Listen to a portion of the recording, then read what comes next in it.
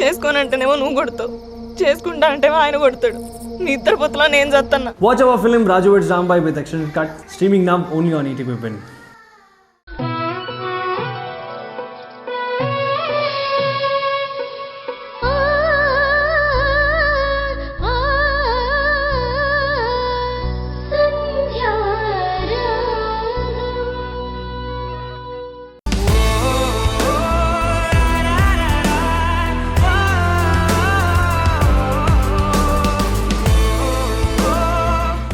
సరే, ఇక నేను బయలుదేరుతాను.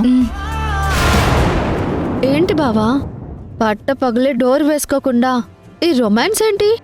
అసహ్యంగా లేదు? ఏయ్, నీకంత అసహ్యంగా ఉంటే కళ్ళు మూసుకో. నా భార్య నేను ముద్దు పెట్టుకుంటుంటే నీకేంటి ప్రాబ్లం? అయినా అసలు నువ్వు మా రూమ్లోకి ఎందుకు వచ్చావు?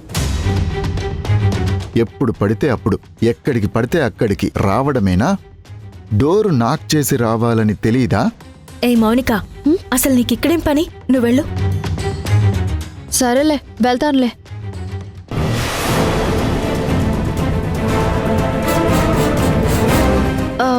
బాబా, ఆ, బొగ్గు తుడుచుకో. ఆ? ఏముంది?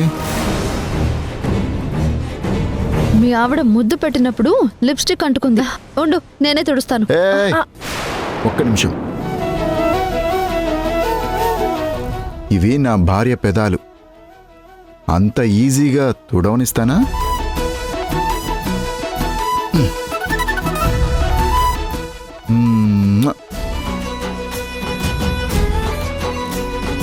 ఇండియా, నేను వెళ్ళిరానా? బాయ్. వీళ్ళ కెమిస్ట్రీ తగలయ్యా. త్వరగా వచ్చేసేయండి.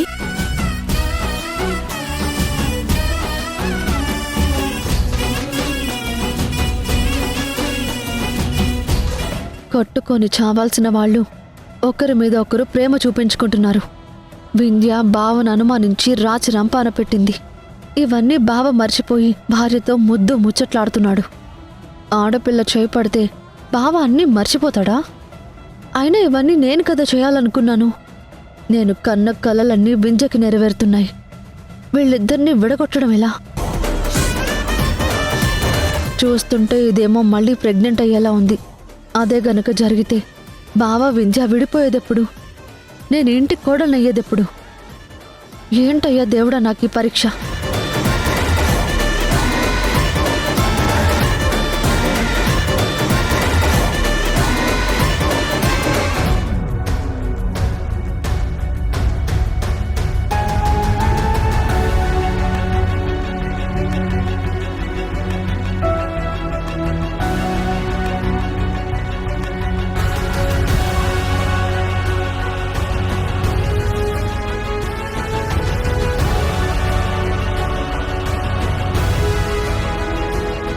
ఏమయ్యా శ్రీకర్, లెటర్ వచ్చింది. లెటరా? ఈ రోజుల్లో లెటర్ ఏంటి? అయినా మాకెవరు లెటర్ రాసి ఉంటారు? చూస్తే ఇంగ్లీష్లో ఉంది. ఎవరు రాశారో చూసి చెప్పండి. ఇది రాసిన లెటర్ కాదు, ఎవరో మీకు నోటీస్ పంపించారు.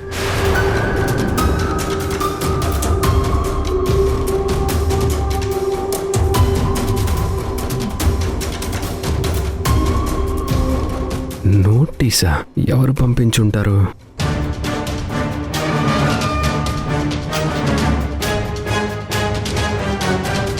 అమ్మ శ్రీజ. ఏంటండి చేతిలో ఆ లెటర్ ఏంటి? శ్రీజ ఎక్కడుంది? కాలేజ్కి వెళ్ళింది. ఏంటి విషయం? నీకు ఇంగ్లీష్ చదవడం వచ్చు కదా? ఏదో నోటీస్ అంట, పోస్ట్ మ్యాన్ ఇచ్చెళ్ళాడు.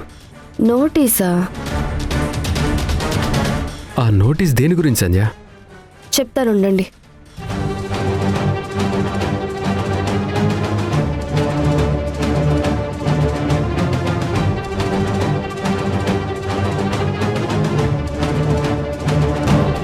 ఇన్సూరెన్స్ కంపెనీ వాళ్ళు రావాల్సిన ఇన్సూరెన్స్ అమౌంట్ క్యాన్సిల్ చేయడంతో పాటు లీగల్గా మా మీద యాక్షన్ తీసుకుంటున్నట్టు కోర్టు ద్వారా నోటీస్ పంపించారు. ఇప్పుడు ఎలా?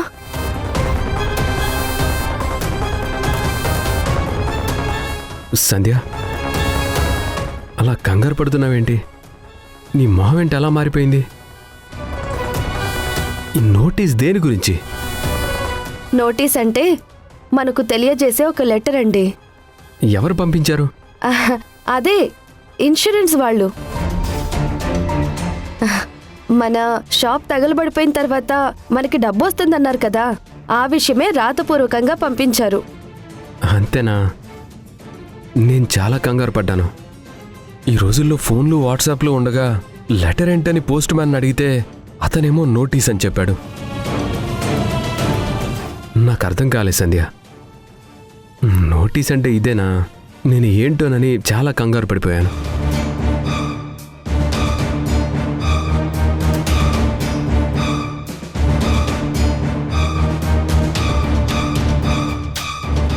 ఇప్పుడు ఏం చేయాలి? వెంటనే లాయర్తో మాట్లాడి ఈ సమస్య పరిష్కారం చెయ్యకపోతే ఖచ్చితంగా మాకు జైలు శిక్ష పడుతుంది. లాయర్ రఘు అంకుల్ ఉన్నారు కదా, ఆయనతో ఒకసారి మాట్లాడడం బెటర్.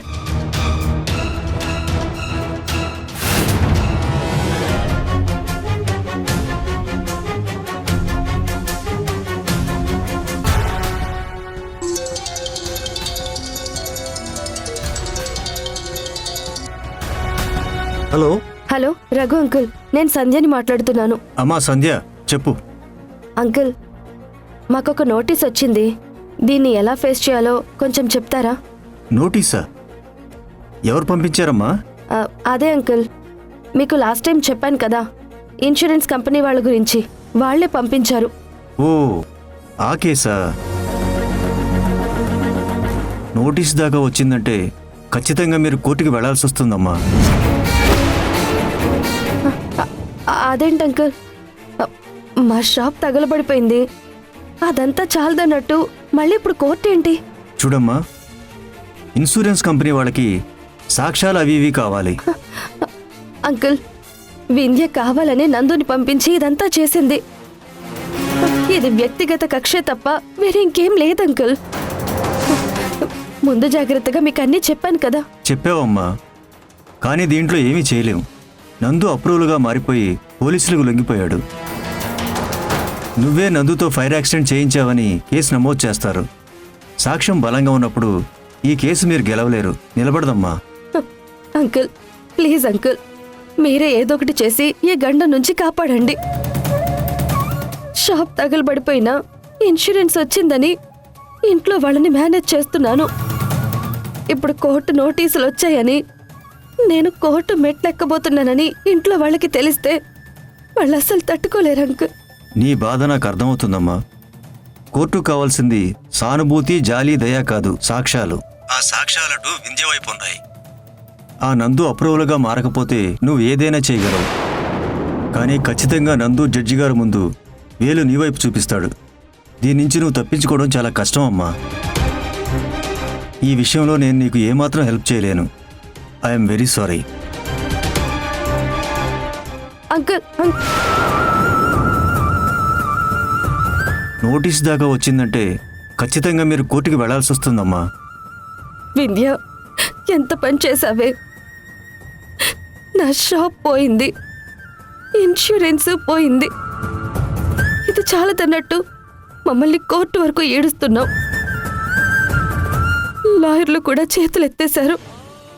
దీనంతటికీ కారణం నీకు అండగా నిలబడ్డ ఆ నందుగాడే కదా.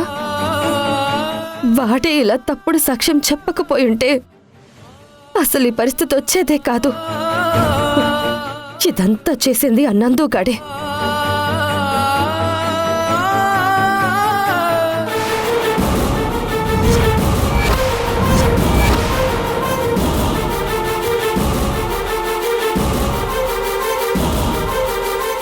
అమ్మా,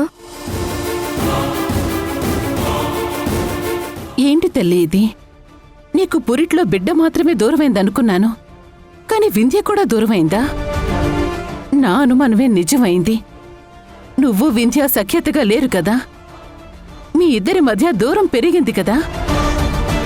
ఆ రోజు తన ఇంటికి వెళ్ళినప్పుడు వింధ్య మాటలు, తన ప్రవర్తనని బట్టి నాకు అనుమానం వచ్చింది సంధ్య. అమ్మా ప్లీజ్ అమ్మా, ఈ విషయం ఎక్కడితో వదిలే. దీని గురించి నువ్వు అస్సలు ఆలోచించుకో. ఏవో చిన్న చిన్న గొడవలు అన్నీ సర్దుకుంటాయి. ఏం సర్దుకోవడమే? పరిస్థితి కోర్టు వరకు వెళ్ళింది. ఇప్పుడు పరిస్థితులు ఎలా సర్దుకుంటాయి? ఇన్ని కష్టాలు పెట్టుకొని ఇంట్లో మీ అత్తయ్యకి చెప్పకుండా, నీ భర్తకి చెప్పకుండా ఏంటమ్మా ఇది? అమ్మా, ఈ విషయం గురించి నువ్వు మాట్లాడుకో. అత్తయ్య కూడా వింధ్య గురించి తెలీదు. ఇంకా ఎందుకు దాస్తున్నావే? అసలు వింధ్యకి నువ్వేం అన్యాయం చేశావని నిన్నలా ఏడిపిస్తుంది? నీకోసం ఈ ఊరికొచ్చింది సంధ్య, నా ప్రాణం. తను నాకు కావాలి అని చెప్పిన వింధ్య ఇప్పుడు ఇలా ఎందుకు ప్రవర్తిస్తుంది? అమ్మా, మెల్లగా మాట్లాడు. ఈ విషయం అత్తయ్యకి తెలిస్తే అత్తయ్య కూడా బాధపడతారు. నేను ఈ సమస్యని పరిష్కరించుకుంటాను కదా. ఎలా ఈ సమస్య నుంచి బయటపడతావు? నువ్వు లాయర్తో మాట్లాడిన మాటల్ని నేనిప్పుడు విన్నాను. చెయ్యని తప్పుకి శిక్ష పడ్డవేంటే? అమ్మా, నేను ఈ సమస్య నుంచి ఎలాగైనా బయటపడతాను. నువ్వు కొంచెం ఓపిక పట్టు. ఆయనతో అత్తయ్యతో ఎవరితోనూ చెప్పొద్దు. నీకు దండం పెడతాను. నా కూతురికి ఇన్ని కష్టాలా? అమ్మా, నాకేం కాదు. నేను చూసుకుంటానని చెప్తున్నాను కదా. నువ్వు మాత్రం ధైర్యంగా ఉండు, సరేనా? నేనిప్పుడే వస్తాను.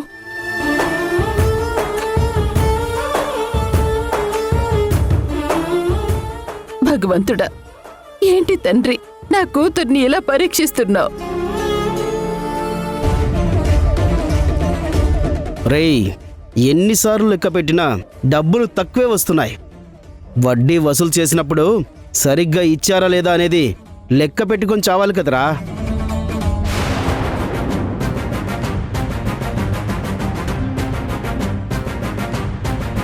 నేను మళ్ళీ చేస్తాను.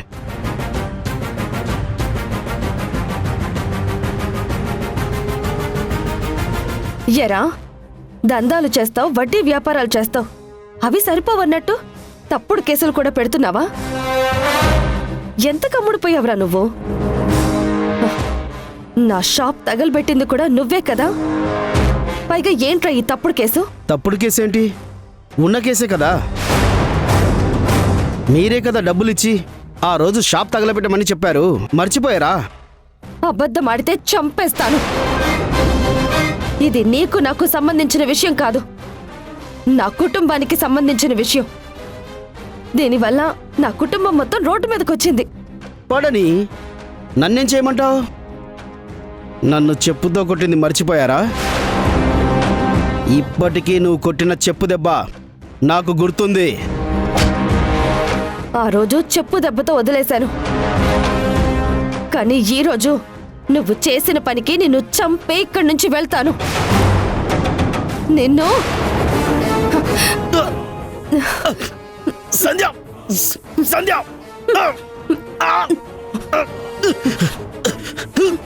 సంధ్య, వదిలే. సంధ్య, సంధ్య,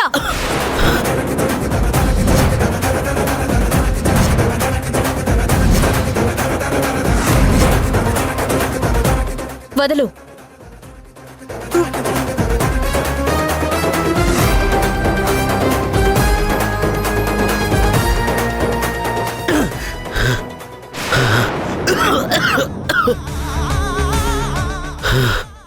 ఏంటి పీక పట్టుకుని చంపబోతున్నావు? ఇప్పటికే ఒక కేసులో ఇరుక్కున్నావు. ఈ పాటికి నోటీసులు వచ్చే ఉంటాయి కదా. నీ భవిష్యత్ ఏంటో నీకు అర్థం అయ్యే ఉంటుంది కదా.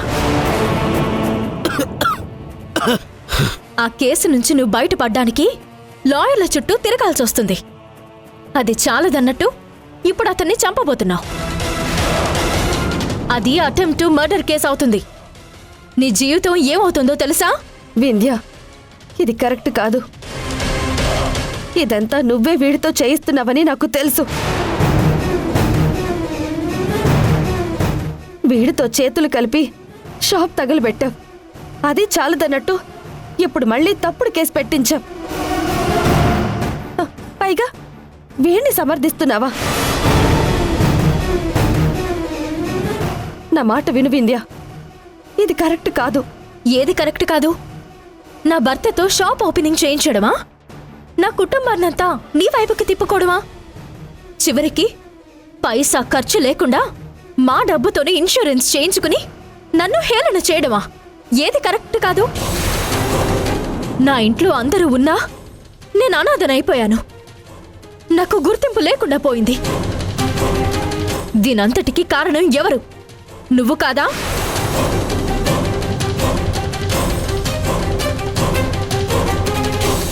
అయినా నువ్వు కలిసిన ప్రతిసారి ఈ రామాయణం అంతా చెప్పుకోవాల్సిన కర్మ నాకు పట్టలేదు.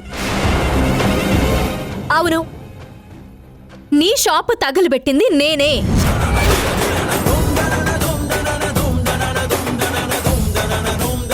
పెట్రోల్ తీసుకొచ్చి షాపు మీద పోసి నాకు అగ్గిపుల్ల అందించింది వీడే.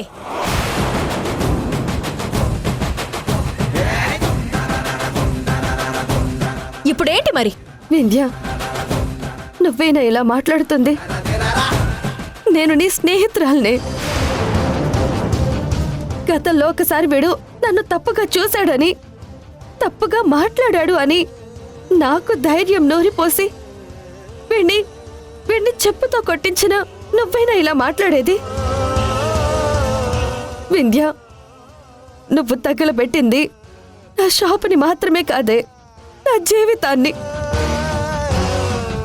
నువ్వు బూడిద చేసింది నా షాప్లో ఉన్న వస్తువుల్ని కాదే, నా నమ్మకాన్ని.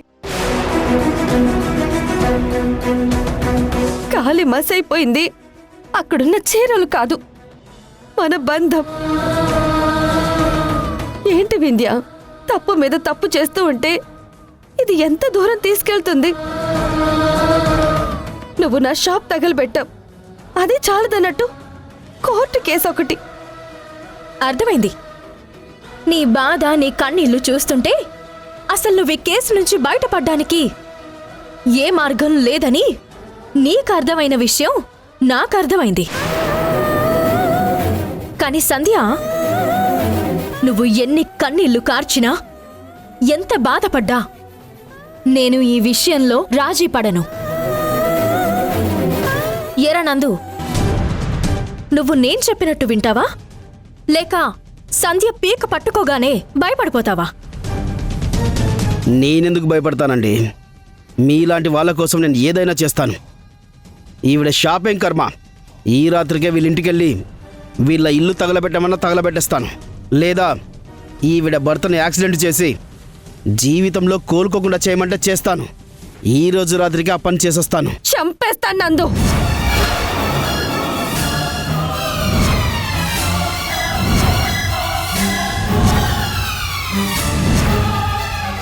ఇంకొక్క మాట నోరు జారితే చంపేస్తాను.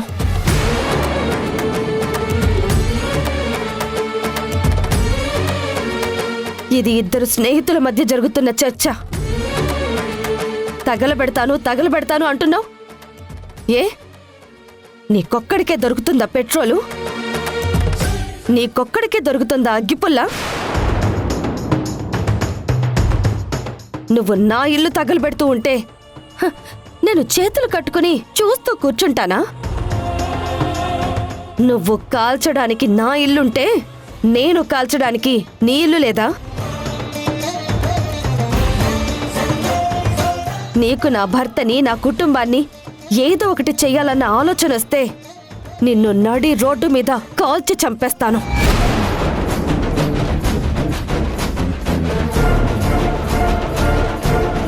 మౌనంగా ఉంటున్నాను, నువ్వేం చేసినా భరిస్తాను అనుకుంటున్నావేమో. వింధ్య నా స్నేహితురాలు కాబట్టి ఆగాను. లేదంటే ఇంత చేసింది వింధ్య అని తెలిసిన తర్వాత, దీని వెనకాల నువ్వున్నావు అని తెలిసిన తర్వాత ఇలా మాట్లాడుకోవడం ఉండేది కాదు.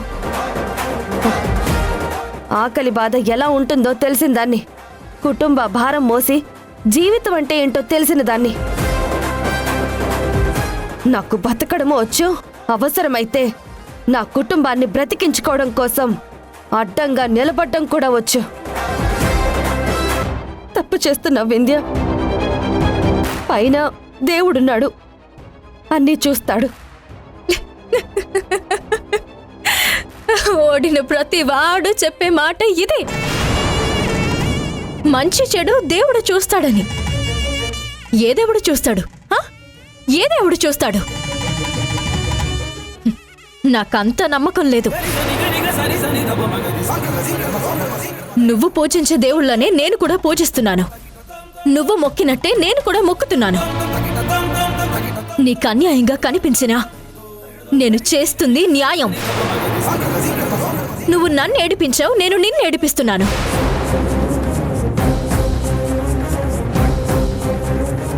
గుర్తుందా సంధ్య?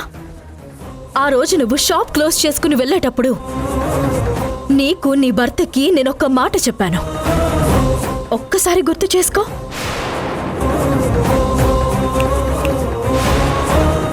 నేను చెప్పనా? నిన్ను వదిలిపెట్టను, సర్వనాశనం చేస్తానని చెప్పాను. గుర్తుందా నీకు? ఆ మాటకి నేను కట్టుబడున్నాను. ప్రయత్నించు, పరిగెత్తు. ఏ లాయర్ దగ్గరికి వెళ్తావో, ఎవరు నీకు సపోర్ట్ చేస్తారో, ఏం రెస్పాన్స్ ఇస్తారో, ఏం న్యాయం చేస్తారో నీకు అర్థమవుతుంది. పరిగెత్తు, వెళ్ళు, ట్రై చేసుకో. అయినా పూట గడవని నువ్వు లాయర్ని పెట్టుకుని కేసు గెలుస్తావా? ఈ వింధ్య కొట్టిన దెబ్బకి నువ్వు ఎంతగానో ఏడుస్తూ కోర్టు బోనులో నుంచుని తల దించుకోవడానికి సిద్ధంగా ఉండు. ఇది ఈ వింధ్య నీ మీద తీర్చుకుంటున్న రివెంజ్. సరే వింధ్య, ప్రాణ స్నేహితురాళ్ల నుంచి ఛాలెంజ్ చేసుకునే పరిస్థితికి వెళ్ళాం కదా. పైగా నా స్నేహితురాలు నాకు గిఫ్ట్ ఇస్తుంది. కోర్టు బోల్లో నించోడానికి సిద్ధంగా ఉండు అని పిలుపునిస్తున్నావు. నీ సవాల్ని స్వీకరిస్తున్నాను. నేను సిద్ధంగా ఉంటాను. ఈ కేసు నుంచి నన్ను నేను కాపాడుకోవడానికి ఎంత దూరమైనా వెళ్తాను. నువ్వు చెప్పినట్టు ఒక పూట గడవడానికి నా దగ్గర డబ్బు లేకపోవచ్చు, కానీ నా దగ్గర ఆత్మాభిమానం ఉంది. నువ్వు రాత్రి వేళ వెళ్ళి షాప్ తగలబెట్టుండొచ్చు, మాపై తప్పుడు కేసులు పెట్టుండొచ్చు. నీ దగ్గర డబ్బు పలుకుబడి ఉందని నువ్వేదైనా చెయ్యొచ్చు. కానీ ఏం చేసినా ఈ సంధ్య పైన గెలవాలి అనుకుంటే అది నీ భ్రమ.